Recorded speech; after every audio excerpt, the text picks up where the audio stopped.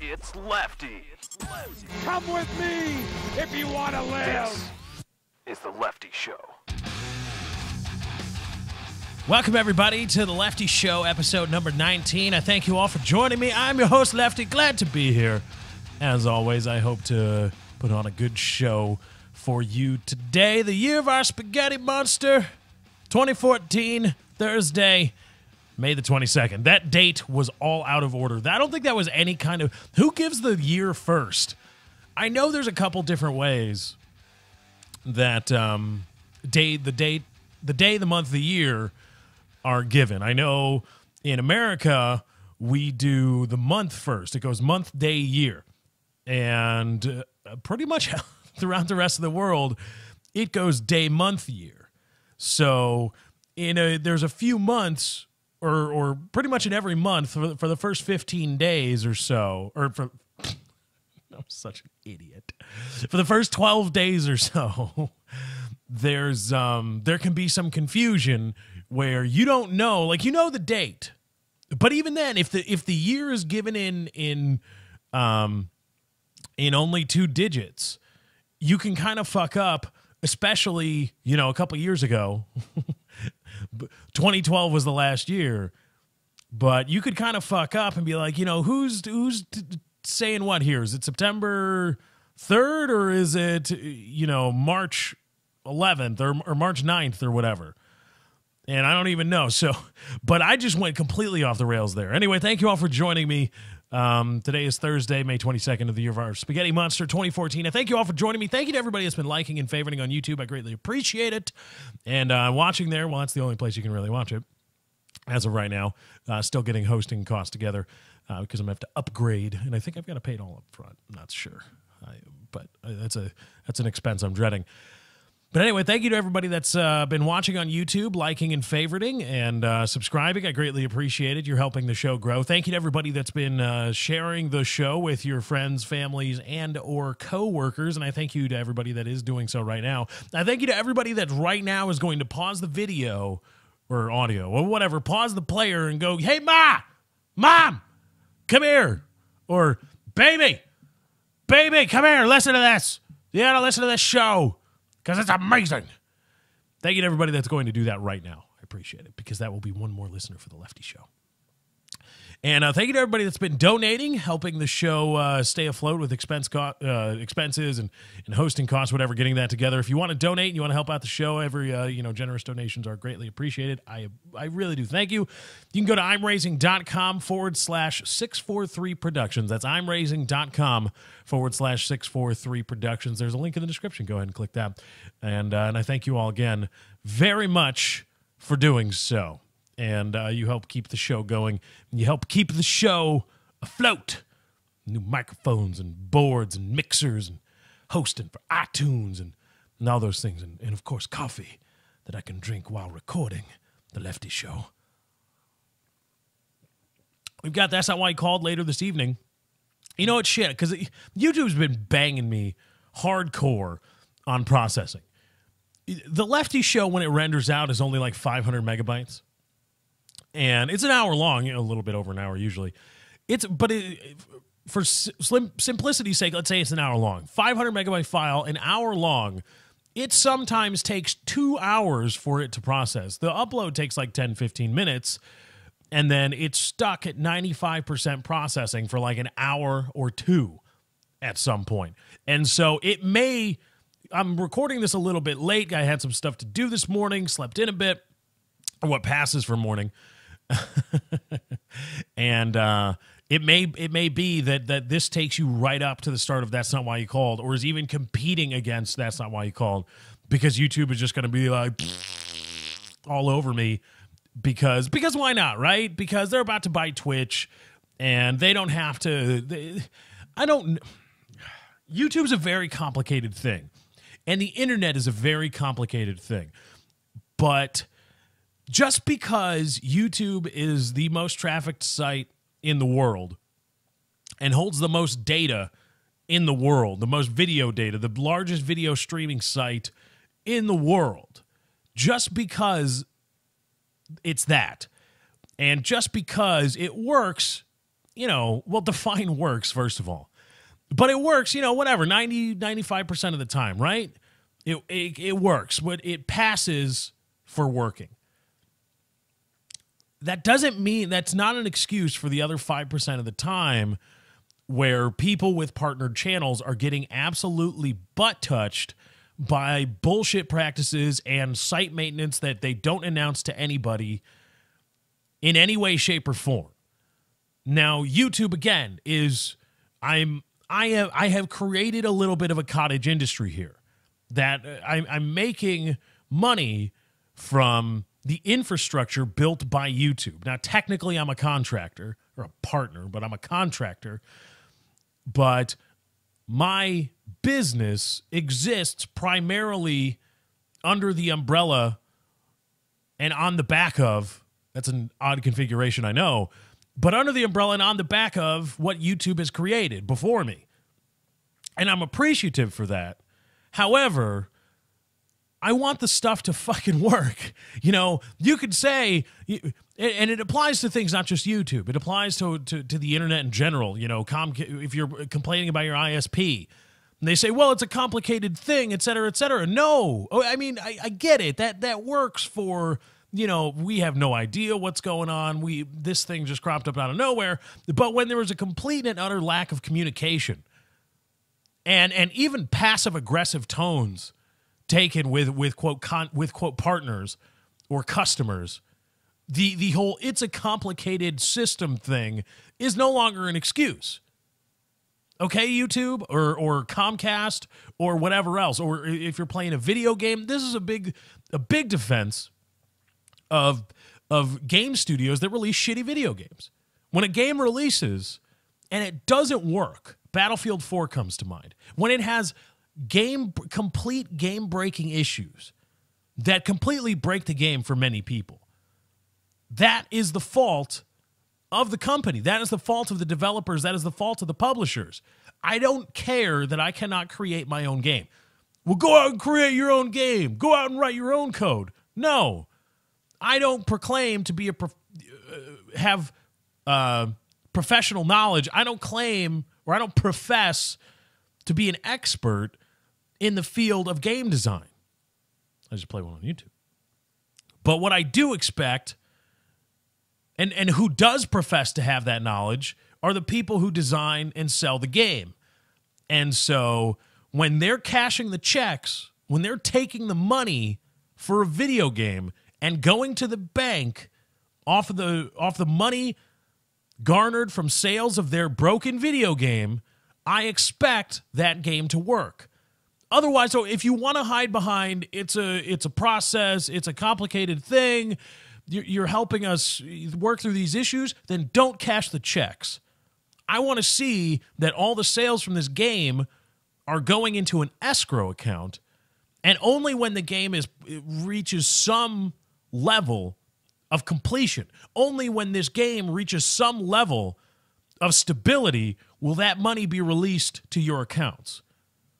But that doesn't happen. That doesn't happen.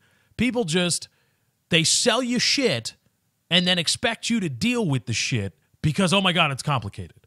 Well, why are you taking the money? YouTube just takes mobile advertisements. Just takes it. Yeah, fuck it. It's ours now.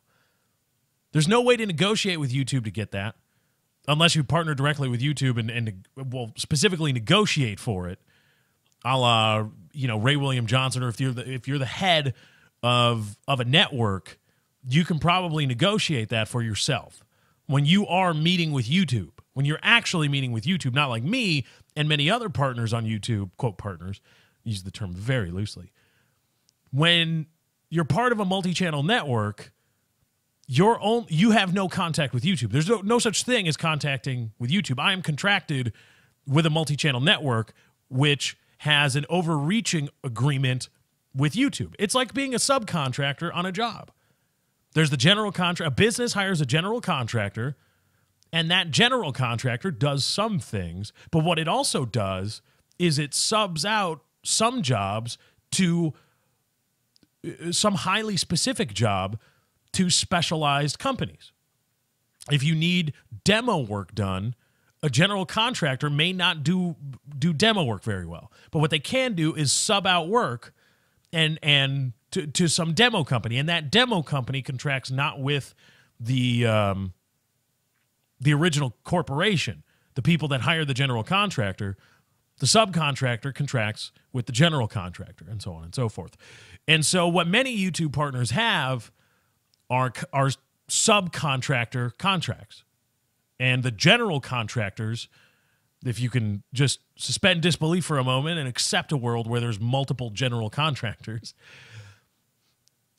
the general contractors are the multi-channel networks. And if you are at the head of a multi-channel network, if you're big enough on your own, you can probably partner direct with YouTube and negotiate for mobile ads. However, YouTube, as far as multi-channel networks go, they just take it. They just say, no, that is not on the table.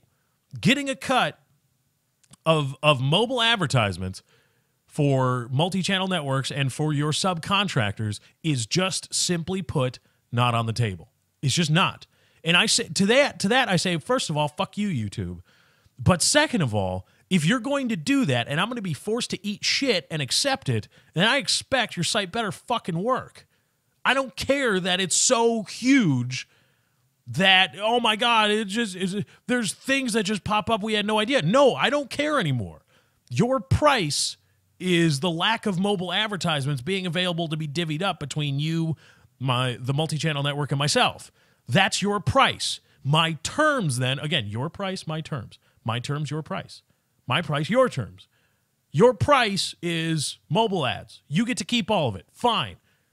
My terms are your site better fucking work when I want it to be. And I want a little bit of a dialogue. You can't just take shit down and not tell me. You just can't. That is completely unreasonable. Tell the multi-channel networks to tell the partners, or just email all the partners and say, hey, look, this shit's going to be fucked up for the next day or so. Or, hey, we're going to be fussing with the algorithm, and all of a sudden, the things are not going to work okay. Trust us, they will in a couple months. The last week, my views dropped out of nowhere. Just like a rock. And I thought, oh shit, what am I doing? What am I doing wrong? Some people, the common chorus is, Lefty can't take criticism. But I am my own biggest critic, okay? And I don't beat the shit out of myself. I do take criticism, and there is self-review, and I do review my content based on the words of others. And one of those ways to monitor how I'm doing is if my views fluctuate. If the views go up, well, I'm doing something right. I don't know what it is. Sometimes I'm too stupid to figure out what it is. And if the views go down, well, I might be doing something wrong. What am I doing wrong? Again, still may be too stupid to figure out what it is, but okay, you can tell generally if there is a seemingly unreasonable dip or rise in viewership, something has changed, something has happened. You don't know what, but you know to be on the lookout for things that may be negatively affecting your content or negatively affecting your viewership. Same thing with a rash of likes or dislikes or hate comments or whatever. You know, oh, okay, I need to be on. Something is happening right now. There's an event going on. I need to look around and find what it is. And my views dropped last week, like across everything, no matter what. I had cigar vlogs. I had the Lefty show. I had PKA plays stuff. Not doing all that well. And what in the name of hell is going on here?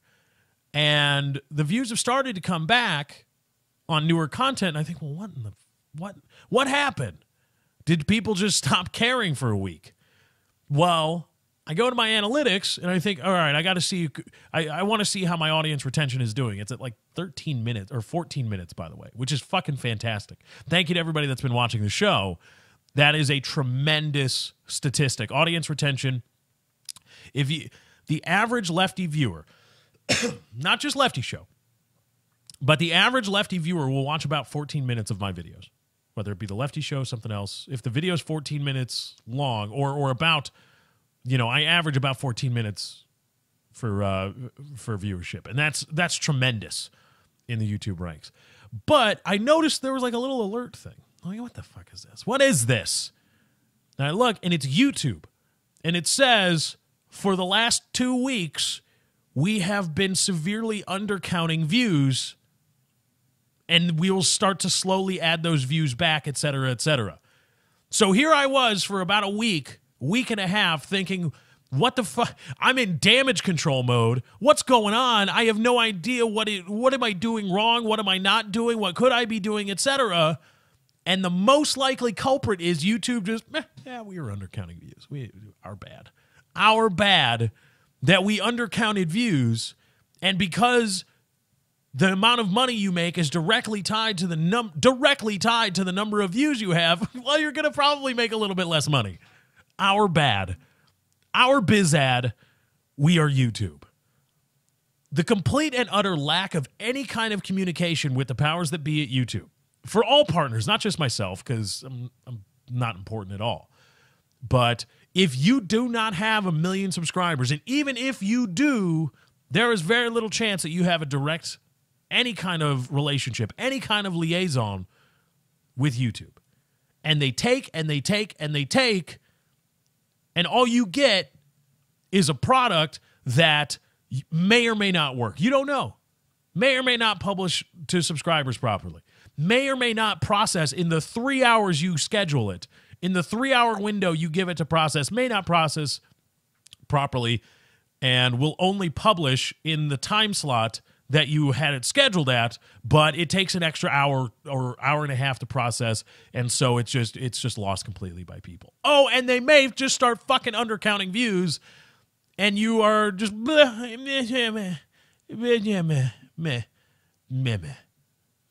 care. We're YouTube, run by Google. At that point, it's a complicated thing no longer applies. You no longer, YouTube, video game producers and developers that release broken shit that needs to be patched and patched and patched and patched until it's at a point where it works. You do not get to hide behind it's a complicated system. You don't, because you are readily accepting your price but not delivering on the terms. Your price is YouTube's mobile ads. Your price is $59.99 for that game. But the terms are, it better fucking work. And you're not delivering on the terms, but you're still collecting the money. You're still cashing the checks down at the bank. And that's not cool. That's just not. And you cannot hide behind, well, it's complicated. It's a complicated thing. Your internet is a complicated system of blah, blah, blah, blah, blah. No Comcast, no Time Warner, no AT&T. I'm paying you $100 a month for this shit. And you're the only game in town. Only game in town. You are protected. It better work. You don't get to hide behind, well, it's complicated. We just haven't updated our systems. You're streaming too much Netflix. We can't update the infrastructure. We can't do it.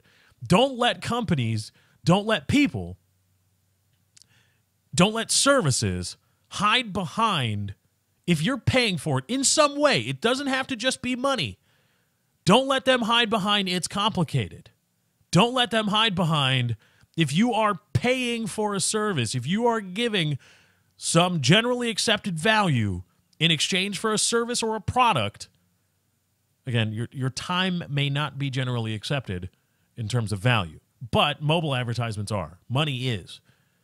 If you're giving that shit up, don't let companies and corporations and people hide behind, well, it's complicated. I mean, just chill out, man. We're your friends here. We're your friends. They're not your friends. When the chips are down, they're going to fuck you. Google looks out for Google. YouTube looks out for YouTube, and Google is YouTube, and blah, blah, blah, blah, blah. They look out for themselves. They don't care about you. They're not your friends. Don't treat them like your friends when you're doing business with them. And that's probably some good advice that you can take with you for the rest of your life. Let's do a little Would You Rather. I'm feeling some Would You Rather right now. I should have it queued up. If I was any kind of professional, I would have it queued up, but I don't. Oh, man, baby. First one. This segment brought to you and powered by WouldyouRather.com or YouRather.com. Head on over there for all your You Rather needs. YouRather.com, baby. The question is, would you rather wear high heels or wear a dress? The answer is wear a dress. Because, think about this. I don't understand how women... First of all, I'm a klutz, okay? I'm just a klutz. I roll my ankle on nothing, okay? I could be walking down the street, walking down the sidewalk, an even sidewalk, not an uneven, and, sketchy at all. It could be completely flat, and I will just put my foot wrong and roll my ankle a little bit. Not sprain it, not break it, but just that, that little where you feel your ankle slide outside your foot a little bit, and you're like, shit, damn it. You'll limp for a bit, and then the pain starts to go away. I do that in gym shoes on flat ground. I don't even want to know what can happen if I were to try to wear high heels. We'll forget for the moment the whole, dressing like a chick thing. Never mind that. But I am a danger to myself and perhaps others. I am certainly a danger to myself if I'm wearing high heels. My ankles, the likelihood of my ankles breaking goes up exponentially when I step into a pair of high heels. And on top of that, it's like you're walking on the balls of your feet all day long. I don't know how women do it. I feel bad for women that they have to go through, they feel the need to go through all this shit to just be normal. Quote, normal. Guys don't put on makeup when they go to work. Women, it is generally accepted that you better be wearing makeup when you show up to work. And that's normal. Not to get dolled up, to look pretty, to look your best, but you better have some blush, you better have some lipstick or some eyeliner or something on when you show up at your work, because that's just how society is. Your hair better be done. Your hair better be all right. You better be wearing, a dress, whatever, and wearing high heels if you're in an office setting or something like that. And there's all these things placed upon women that just don't exist for men. Yeah, okay, maybe we have to wear uncomfortable shoes with suits. Maybe. And even then, you get used to it after a while. And there's nothing wrong with wearing suits. I like wearing suits. I feel comfortable in a suit. A lot of guys don't, but you get used to it after a while. And you have to learn how to tie a complicated knot. Ooh. You may have to put a little product in your hair. Maybe. And even then, the extent to which just, go to a barbershop, ask for a 3-guard, just go all over that place, get yourself some Axe hair gel, something, whatever, $7 at the store, and then put that shit in your hands, apply it backwards, and then slope it forwards, and bam, that's hair for you. You got it. And that takes what? 2 minutes? 30 seconds out of the shower? My hair, takes about 2 minutes. Gotta apply the Axe stuff. I gotta comb it, apply the Axe stuff, shape it, and then lock it in with some hairspray. But even then, it's only like 2 minutes. I don't have to blow dry. I don't have to curl. I don't have to hot iron. There are some serious appliances that get applied to women, not to their hair, to their makeup, and it's for what? For what? You spend an extra 30 minutes a day or 10 minutes a day doing bullshit because that's the norm in society. And high heels is one of those things. You want to look nice as a woman, if you want to dress up, you better be wearing high heels. That's just commonly accepted fashion. And that's got to be uncomfortable. I don't know how women do it. First of all, again, putting aside the whole notion that I would probably kill myself on high heels. I don't know how 2 broken ankles turns into dead, but I would figure out a way to do it if I'm wearing high heels. I don't know, I'd bleed out or something. Why would I be bleeding? Don't worry about it. But on top of all that, it's just, my calves would be hurting, my toes. I would do nothing but bitch if I were in high heels. Whereas if I'm in a dress, fuck it, man. Especially if it's hot outside, you got a summer dress on, you're just walking around. You know, you can wear underwear. It's not that you don't have to, but if you want, you know, if you want to go, you know, true Scotsman, you know, drop the undies. It's got to feel nice, right? When you're walking out of the shower and you're just in a towel, and that cool breeze after a hot shower, when it gets under the towel and it, you know, kind of mixes on it, it's like, woo, hey, all right. I like this. This is new. This is a good feeling. That's what you get with the dress. Fuck it, man. I mean, we're in a world where I have to look like a chick either way. If I have to choose how to dress like a chick, I want to wear a dress because I can get some comfort out of it. Whereas I would do nothing but be a whiny bitch and a walking disaster, a walking insurance claim, walking insurance claim to myself. Let's see here. There's a lot of dirty shit on Would You Rather. There was one. Would you rather get stabbed in the stomach 10 times or shot in both kneecaps? I'm good, man. That's just whatever.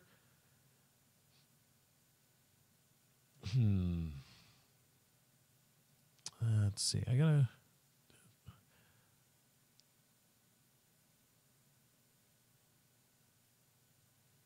This is kind of lame. Would you rather? What are you doing? YouRather.com, baby. Oh, dear. Here we go. This is perfect. There we go. Would you rather live with no electronics or live with no friends? Okay. Would you rather live with no electronics or live with no friends?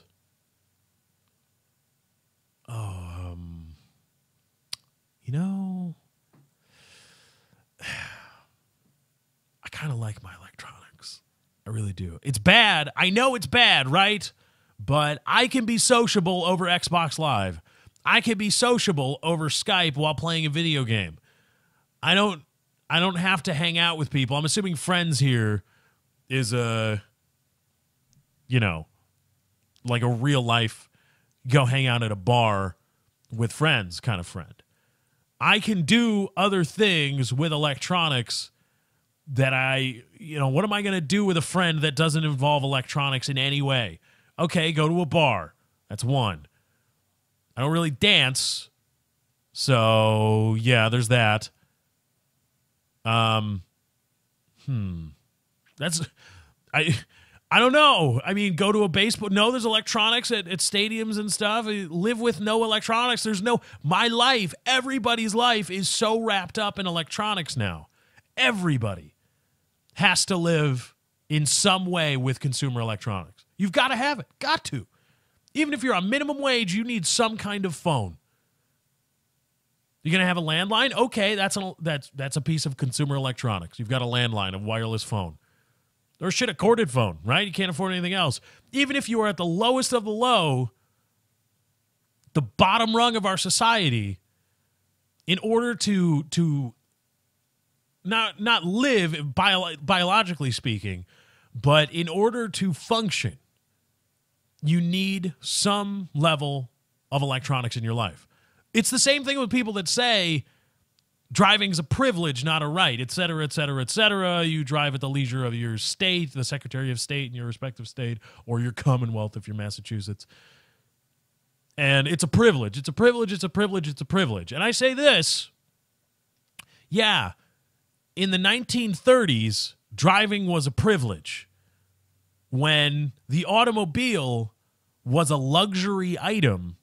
There are still luxury type automobiles, but we live in a society now where there are definite non-luxury vehicles, modes of transportation, personal modes of transportation, not necessarily public. When the idea of having an automobile itself was viewed as luxurious, sure, driving was a privilege because we had tailored our society to being one where you lived around where you worked. If you didn't have a car, you did not have a job that was driving distance away. You walked to work or you rode your bike or something. You found a job near where you lived. And if you had a car, it was a luxury item that you could use to do it granted you freedom. But now in today's society, try functioning on any level, being a functional member of society. Try functioning without having a car. Without having a car. And I know some people are going to say, well, take the bus. There's public transportation. Right, exactly. Try being a functional member of society with just taking the bus wherever you need to go. That means work. That means the doctor if you've got to go there. Good luck paying for that, by the way. And that means anywhere you want to go. You want to go someplace nice? You want to treat yourself to some entertainment? Go watch a movie? You better figure out the bus. You better figure out the bus system or get to stepping. Try to live, put yourself in a world where, okay, I don't have a car, but I still need to be a functional human, a functional member of society. Try doing it. Just try. Can you do it? How hard is that life? Is that a life that you would want to live and that you would tell other people, your friends, yeah, let's do this. Yeah, you can do that. Yeah. It's fine. No big deal. Bullshit. And if you say, yeah, it's no big deal, I call bullshit. Because with every single thing you add, and this this quickly morphs into the minimum wage argument, in the minimum wage, blah, blah, blah. Try to live on the minimum wage. Try to live on it. Live on it. And with each stipulation you add to, we'll just stay talking about cars, but it equally applies to talking about living on the minimum wage. With each stipulation you add to a life that does not necessitate a personal vehicle, with each stipulation, right?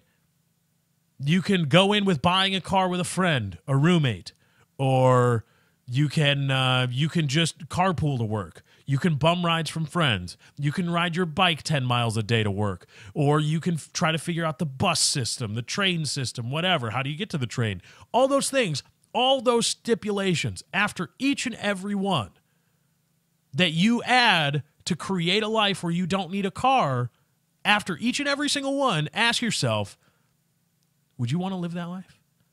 Would you want to? Would that be a life that could you find any comfort in that life?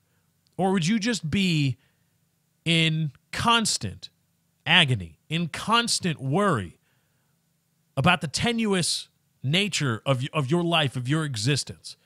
And add everyone. And it's, again, the same thing with living on the minimum wage. How do you live on the minimum wage? Well, you eat $100 worth of food a month. Really?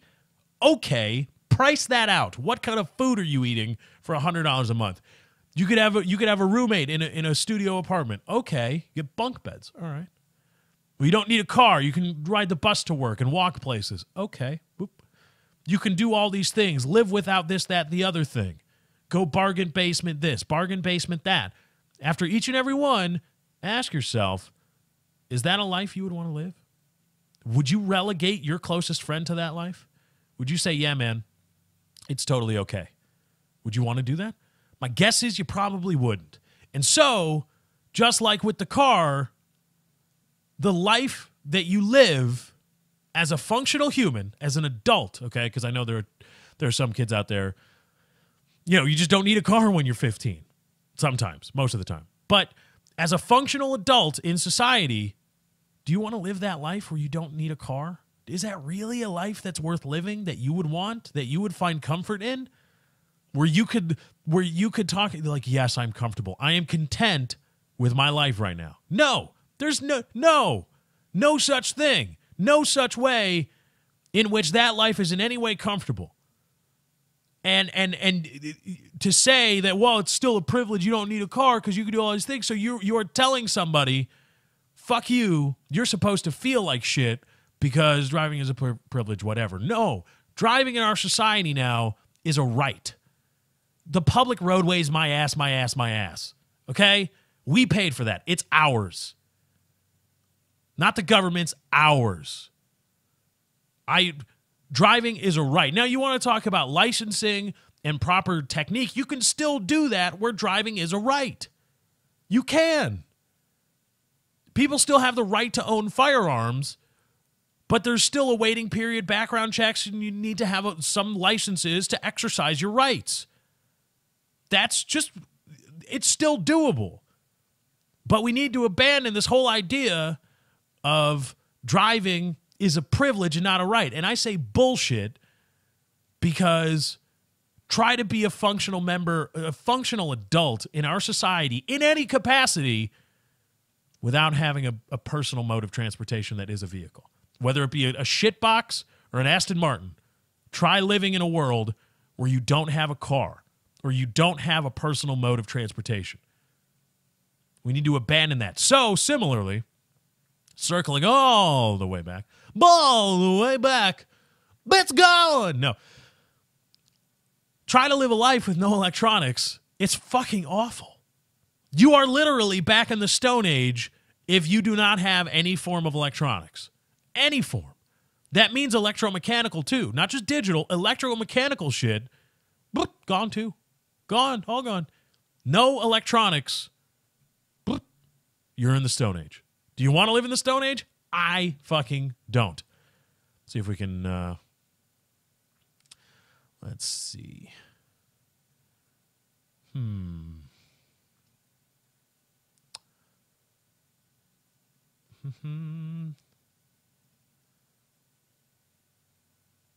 right, let's wrap up Would You Rather with...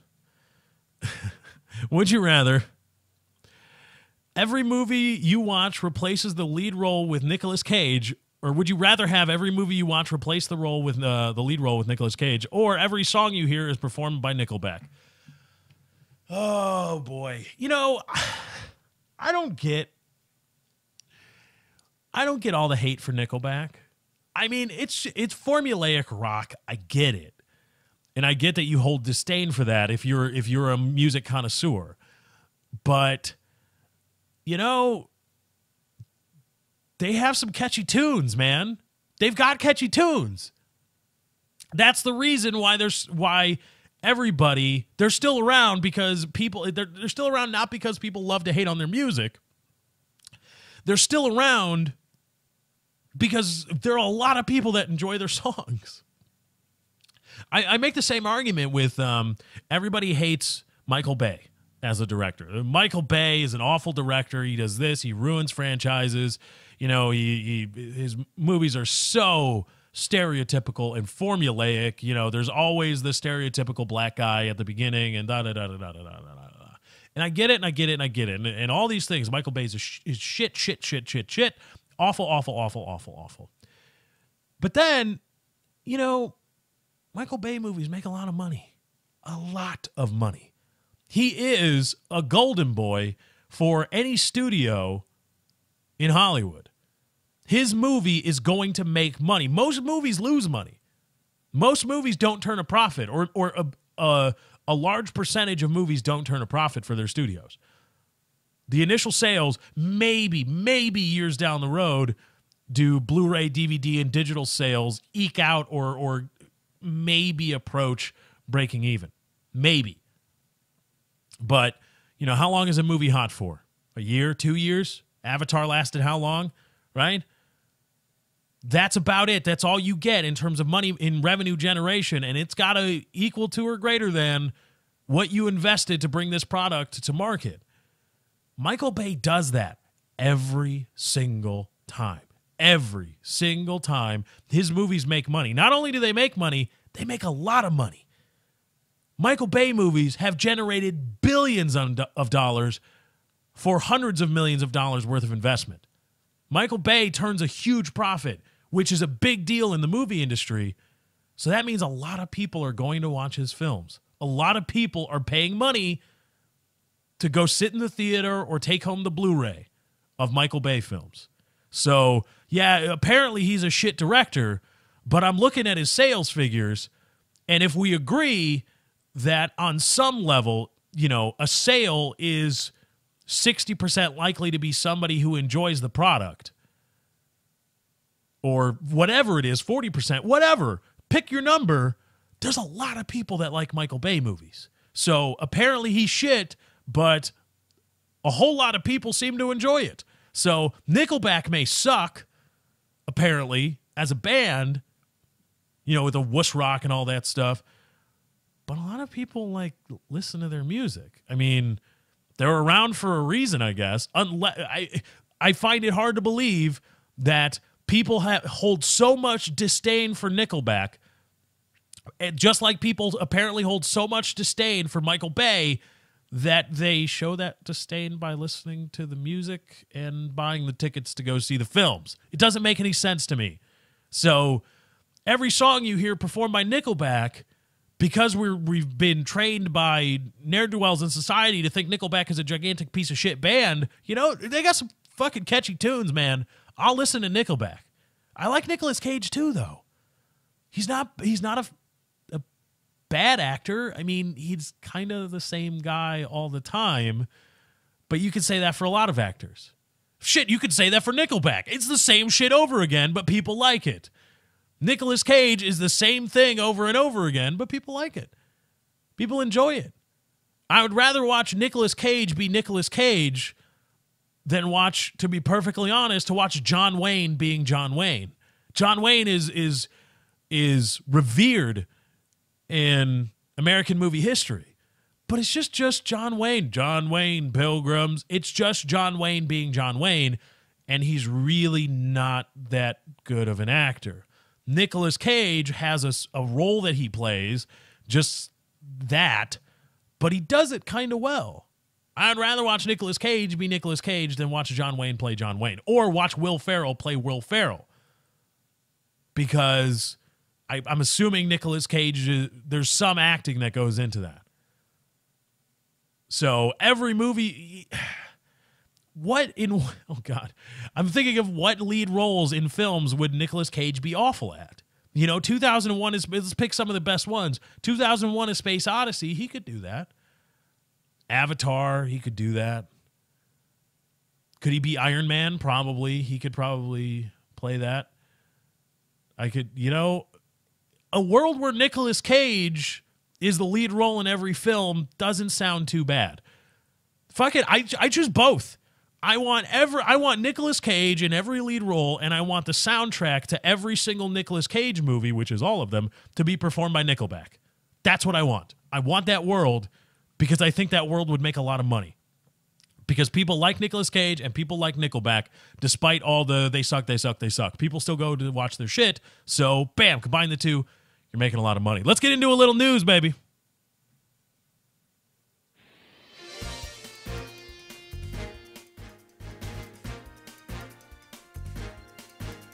Oh, yeah, I got a lot to talk about today. There's another lawsuit filed against the NFL for, just by ex-players talking about pill addiction and all this stuff. And New Mexico State line coach caught huffing compressed air, had to resign. And there's a man in Rome, Georgia, apparently two men arrested for neglecting their property. We will talk about all of that in the news with Lefty as we get into it here. So let's get into the news, baby. All right, so you don't own anything anymore. That's something that I am slowly coming around to. The idea of you think you own things. You think that when you pay money for property of any kind, real estate, car, electronics, a DVD set, DVD or Blu-ray set, something, a TV, you think that you own it, right? You think, hey, I've bought this, and I've bought the rights to all of the rights that this thing has. I have bought the right to govern all rights associated with this thing, whatever it is, my microphone, the tablet that I use for sound bites. You gotta be bleeping me! No, tablet. No, I'm not bleeping you. Anything you buy, anything you own, you think you own it, right? Well, you don't. Here's a story out of Rome, Georgia. Again, Rome men arrested because of neglected property. Quote, this is by Jeremy Stewart. Quote, 2 Rome men were jailed in the last 2 weeks for letting their properties become potential safety hazards. Floyd County Police spokesman Jerome Poole said the officers in the agency's Environmental Code Enforcement Division were forced to issue warrants after the property owners failed to contact the officers. Quote, we usually take care of these things through magistrate court, Poole said. But we had 2 incidents where we couldn't get in touch with the people to give them the citation. Robert Leon Shaw, 50, was arrested on May 14th in relation to his property at 375 4th Street in Shannon, while Robert Richard Lucas, 44, was arrested Tuesday in relation to his property at 263 Blacks Bluff Road. Not going to touch that. According to the warrants, the cases against Shaw and Lucas include allowing their property to fall into disrepair and become abandoned, becoming a possible danger to public safety. Lucas's Black Bluff Road property contains the remains of a house that burned in June 2012. The warrant against Shaw said he had been previously warned about this violation. In both cases, they bonded out shortly after being booked into Floyd County Jail. Both were charged with neglecting property by allowing the yard to be overgrown. Both were charged with neglecting property by allowing the yard to be overgrown. And on and on and on, because bad. You don't own a fucking thing anymore. You don't. You think you own your games on Steam, right?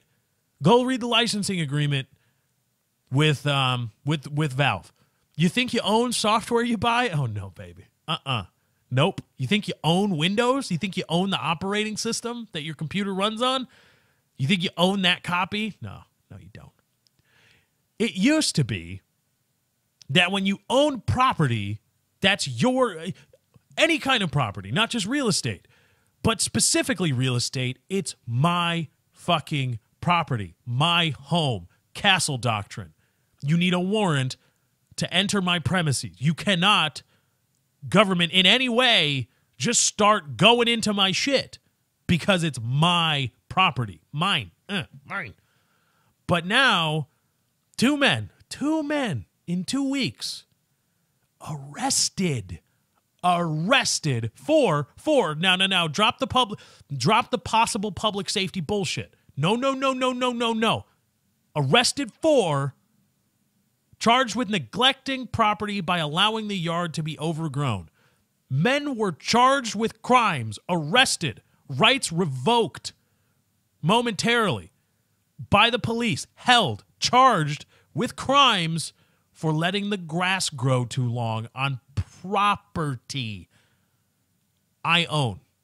I own this thing. I want the grass to be long. I want it to be really long. I want it to look like that scene from the Lost World Jurassic Park where they just start running into the long grass and the velociraptors follow them. I want my backyard to look like that. I like it. And you know what? It's my property. Our society has said, no, you do not have that right. You buy property, sure. It's yours, but only so far. You can't allow your grass to grow too long anymore, or you will be fucking arrested for it. Or the city might hire a company to trespass onto your property without your permission to cut the grass and then stick you with the bill. That will happen. Try it. When you own a house, let the grass grow. Just let it grow. Fuck it. Don't touch it. Eventually, your municipality will show up with guys with lawn cutting gear, and they will walk onto your property, cut your grass for you without your permission, without your commission, and they will do that, and then you will have to pay for it. Or you might go to jail. You own nothing anymore. You only borrow it, kinda. You don't have the right. You don't have nearly as many rights. And now the thing with property and owning property, and I'm not talking about liberties here. I'm not talking about constitutional rights. I'm talking about the rights that are inherent to a thing. If you own anything, pick up something you own right now listening to this. If you're listening on your phone, you're listening on your tablet, your mobile device, right? Whatever it is, hold that in your hands. You own it, right? If you wanted to throw it into the ground and smash it, you have that right. That is one single right associated with your ownership of the thing. You have the right to use it as a doorstop. You have the right to play pornography on it if you want to. You have the right to do all these things. Okay? I almost said right. That would have been right too many times. But what we're seeing now, and what is evidenced by this case where men were charged with crimes for, quote, neglecting their property or allowing the grass to grow too long on their property, is that there are a whole bunch of figurative rights associated with shit you own that you don't actually have control of. You don't have the right to let your grass grow long if you want to. You don't have the right to do all these things, which means inherently that you don't actually own anything anymore. You don't own it. You've just leased or rent or have licensed some of the rights associated with the thing. The piece of land has a whole and figure infinity, an infinite number of rights associated with it. And you can do whatever you want with it. All those rights associated with okay, not infinity, because that just mathematically it starts to fuck with you after a while. Let's say there's 1 million figurative rights associated with it, right? They're all theoretical. You have the right to do this, the right to do that, with this piece of land, okay? When you supposedly own something, you control all that, all 1 million of those rights, because it's yours. But when you start saying, when you start punishing people for exercising the rights, letting the grass grow is one of those 1 million rights. When you start carving out rights and saying, no, you don't have the right to do that. You don't have the right to build a 50-foot radio tower if you want. You don't have the right to build a bunker 50 feet below your property if you want to. When you start grabbing those figurative rights away from the supposed property owner and saying, no, this is up for debate. No, this is up. This actually belongs to, etc. The aquifer below your property actually belongs to the municipality or actually belongs to the state. Anything, right? Eminent domain is a thing. They just say, nope, ours. When you start doing that, by the very definition of ownership, you don't own all the rights, meaning you don't own the thing. You don't own property anymore in the United States. You don't own anything that you're holding in your hand. If you read all the legal bullshit that's associated with anything you buy, there's all kinds of shit. Everything. You can't do this, can't do that, may not, shall not, all this shit, you can't do it. You don't own anything anymore. You just kind of lease it. You just kind of, you rent 500,000 of those 1 million supposed rights. You rent them for as long as you're alive. The rest of the 500,000, not yours. Thus, not actually your property. Some of the rights make it seem like it's your property, but it's not. Because if it really was your property, you could let the grass grow as long as you fucking want and fuck anybody who's public house. No, you don't own it. You just kind of lease it. You don't own anything anymore. Now, there's I'm not responsible for anything I do news. A group of NFL players is currently former NFL players. They include Richard Dent, Jim McMahon, Jeremy Newberry, Roy Green, J.D. Hill, Keith Van Horn, Ron Stone, and Ron Pritchard have filed a class action lawsuit. This is from Deadspin. Filed a class action lawsuit against the NFL. The suit claims that the league supplied them with illegally obtained drugs and painkillers throughout their careers in an effort to keep them playing through injuries, and that they are now suffering from debilitating medical complications as a result of their league-approved drug abuse. Now, this is a quote from the actual lawsuit. Named plaintiff Jeremy Newberry received hundreds of Toradol injections over the course of his career, and for many games would receive as many as 5 or 6 injections of other medications during the course of a game. He also would receive Vicodin before, during, and after games to numb pain, and often during a game would simply ask a trainer for medications, which would be provided without record as to who was receiving what. The suit claims, this is Deadspin again, the suit claims that the NFL fraudulently concealed the dangerous side effects of the drugs from the players, and that the league's intentional, reckless, and negligent omissions, end quote, are directly responsible for the plaintiff's current poor states of health. Okay? Here's the thing.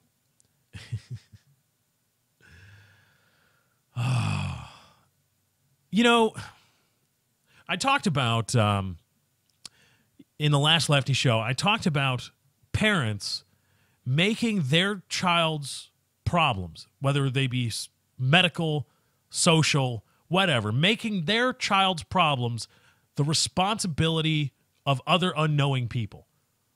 Other people who are not obligated and who have not obliged to accepting responsibility for this child's issues, right? You have to conform to my child's supposed peanut allergy. You have to conform to my child's supposed gluten allergy, which might be bullshit.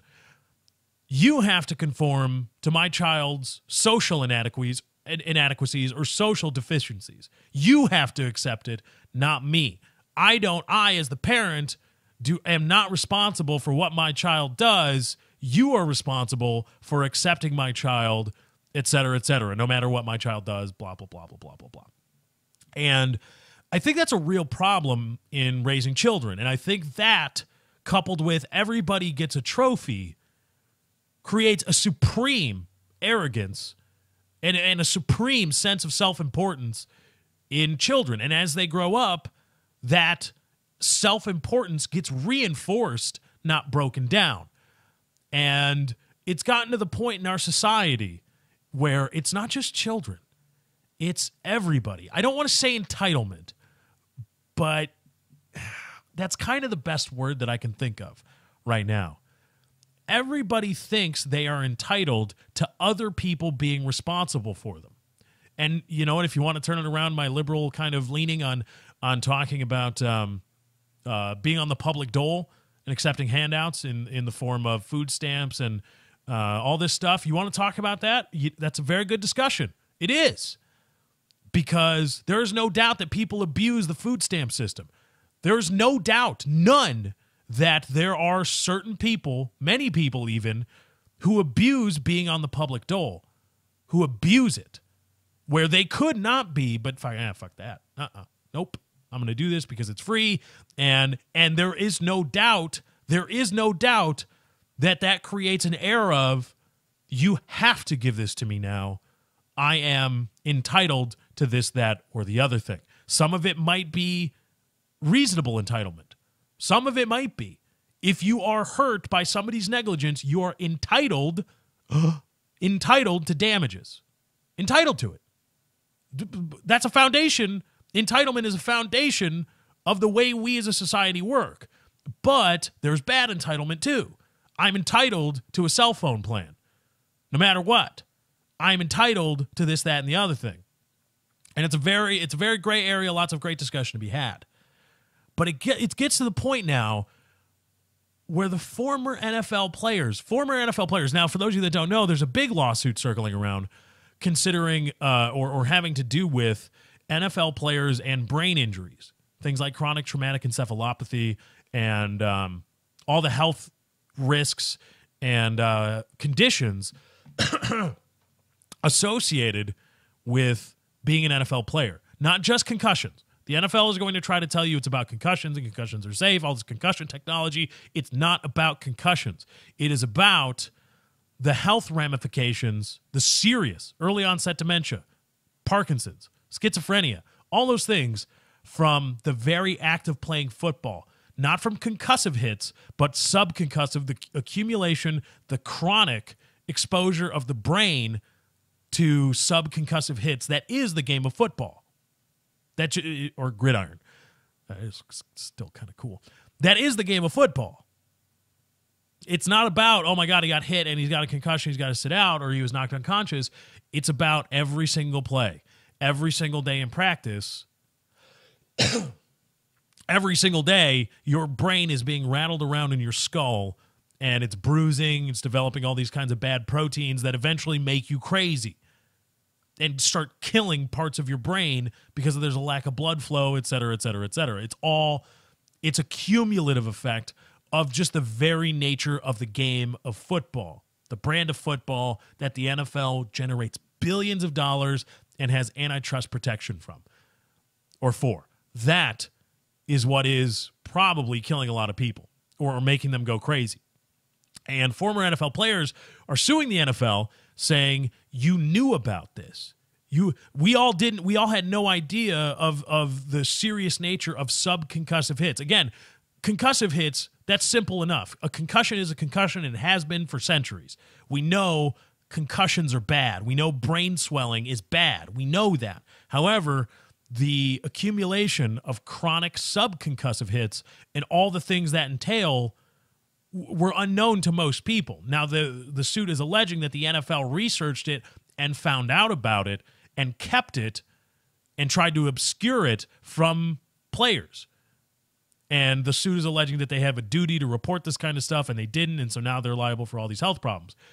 And that lawsuit, to me, kind of has a leg to stand on, right? We are entitled to health benefits because we played this game for you, and now we have all these long-lasting health defects that weren't part of the original bargain. We had no idea what chronic traumatic encephalopathy did. Neither did you. Nobody did.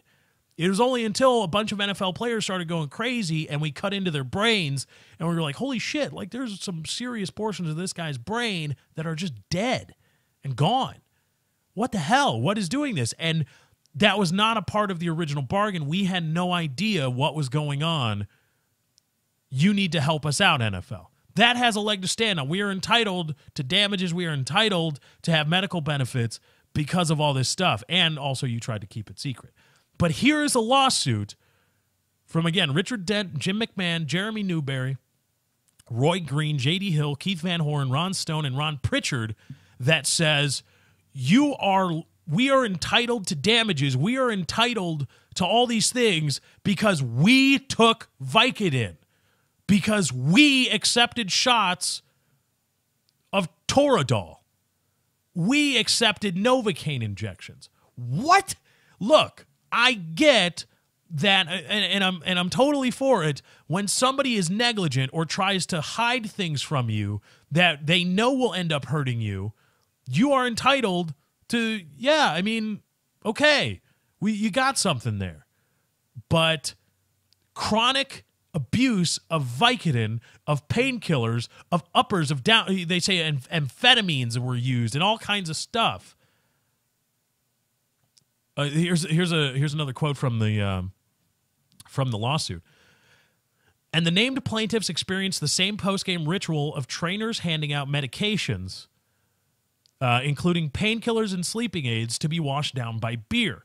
When teams were traveling by plane, the NFL trainers would have the medications in a briefcase and would walk down the aisle, handing out pills or placing them on players' seats in contravention of federal law, while the players were provided with beer at the back of the plane. Doctors were aboard these flights, knew the players were drinking alcohol and being provided various medications, yet said nothing to them about the risks of these medications and of mixing these medications with alcohol. For example, named plaintiff Keith Van Horn was prescribed Percodan by a physician with no affiliation to the NFL after a foot or ankle injury. Days later, the Chicago Bears head trainer Fred Cato called Van Horn into his office. Cato proceeded to lambast him for obtaining the Percodan because it led the Drug Enforcement Agency to issue a letter to the Bears inquiring why Van Horn was obtaining Schedule II medications.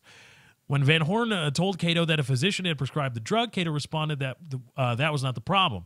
The problem was that the Bears ordered painkillers before the season started under players' names, including Van Horn's.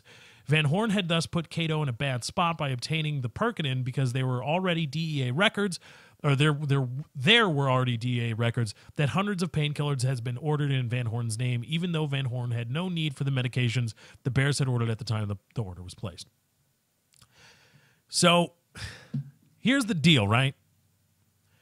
They're talking about they gave us Vicodin and amphetamines. They gave us uppers and downers and backwards and forwardsers and lefters and righters and all this stuff.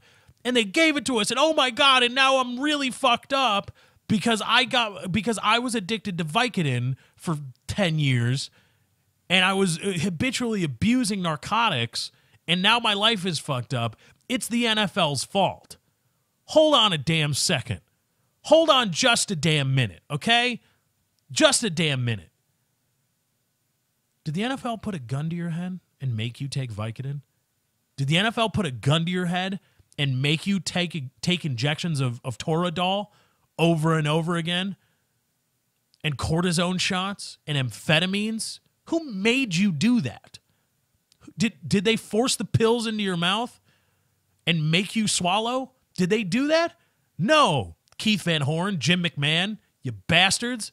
You're the assholes who to continue cashing luxurious checks, you took painkillers. They were handed to you. You took them into your hand, into your possession, placed them into your mouth with a slug of beer, and swallowed them down. You took the painkillers. You did, not anybody else. You knew, and what's more, this isn't some phantom medical condition. We've known, humans have known since modern medicine was conceived, that abusing medications is not good for you. If you know that you're taking Vicodin, and they knew they were taking Vicodin, if you knew what you were taking and you became addicted to it and abused it over and over and over again, we have known for centuries that will fuck you up. That will fuck you up, no question, no doubt about it. You don't need a study to confirm that taking Vicodin or amphetamines for decades and abusing them will mess you up. You don't need to be told that. The NFL did not need to tell you, Jim McMahon, quarterback for the Chicago Bears, the 85 Chicago Bears, he didn't need to tell you, the NFL didn't need to tell you, nobody needed to tell you that there were downsides to taking fucking Vicodin constantly. There's no responsibility anymore for anybody's actions. It's always somebody else's fault. No. Keith Van Horn, raise your fucking hand. You're the one that took all that. You didn't have to get in the Toradol line up to get shots. You didn't have to do that. You were in pain. Yeah, I get it. You still took the pills. You took the pills. The NFL didn't take the pills for you, didn't make you take the pills. There needs to be, at some point, here's what my argument boils down to. And I hope people have listened to this point. My argument boils down to this. Not that in this specific instance that the NFL did nothing wrong. That's not my argument at all. My argument is that at some point, and this is why I brought up the chronic traumatic encephalopathy and the chronic brain issue case, was to highlight that at some point, people need to be responsible for their actions. And while the NFL tried to suppress valuable health information that nobody else knew about, and they knew they were presenting a danger to players, while that is very clearly, if I had an idea that I was killing my brain, not just bad concussions and setting myself up for a lifetime of pain with bad knees and bad shoulders and ribs and stuff, but I was actually actively creating things in my brain that would cut off blood flow and kill parts of my brain, I wouldn't have done it. Nobody knew this was happening. The NFL found out and didn't tell anybody and actively tried to suppress it. Well, that's the NFL fucking with players. That's the NFL being negligent and saying, no, you don't need to know that. That is the NFL hurting players. However, nobody hurt Jim McMahon but Jim McMahon with respect to Vicodin and amphetamines and Toradol and all this stuff. Nobody did that but Jim McMahon. Okay? Nobody made Barry Bonds rub on the cream in the clear but Barry Bonds. Barry Bonds did it. Barry Bonds knew what he was taking and did it. And the argument of, well, I don't know what I'm taking, that's bullshit. At some point, people need to be accountable for their actions. They need to be accountable for their children. They need to be accountable for their dogs. They need to be accountable for your car when you're operating it. You need to be accountable for yourself and for your actions. Taking Vicodin and abusing Vicodin is your choice. That leads to an addiction, and then it might be a little bit out of your hands. But nobody makes you take Vicodin but you. You are accountable for you taking Vicodin, not the NFL. That would be like some guy hooked on cocaine suing his drug dealer. Suing him. Not saying he committed a crime, but saying, you owe me damages because you made me snort cocaine. You made me shoot up heroin or snort heroin or do anything, smoke heroin or smoke crack. You made me do... No! How ridiculous would that be if in federal court there was some guy that's like, yeah, this drug dealer, Joe Blow over here, or Skeeter, whatever your drug dealer's name is, owes me money or has to pay for my medical bills because he made me take cocaine. He made me smoke pot. He made me smoke pot and ruin my life, and now I want money from him. That is what these NFL players are doing. No account. They are looking for somebody else to be accountable for their poor long-term decision-making. They made piss poor long-term decisions as far as healthcare goes, and now they want somebody to pay for it, and it ain't going to be them, and that's bullshit. Nobody should stand for it. Nobody should stand for it in any realm. Be accountable for you at some point. People can still lie to you and hurt you, and those people are responsible for the damages they cause to you. Yes. Undoubtedly, yes.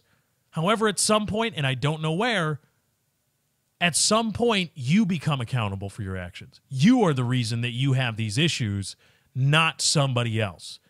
And I would argue that this lawsuit, these former players suing the NFL for, they made me take Vicodin, they made me take Toradol, lies on the other side of that line.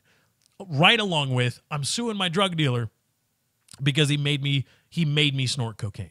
Does that sound like bullshit? It does, doesn't it? This is bullshit too. All right, let's bring it home, baby.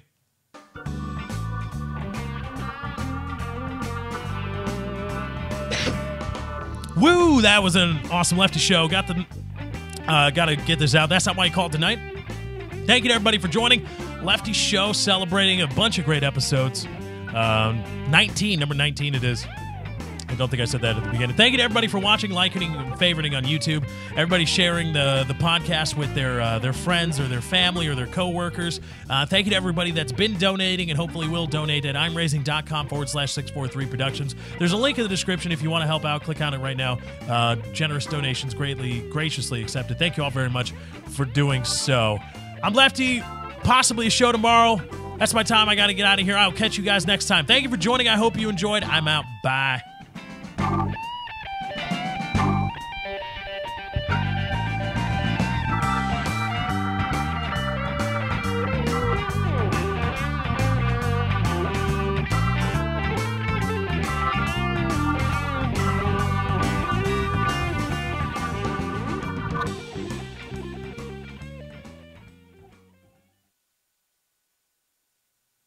King of the world, baby, king of the world.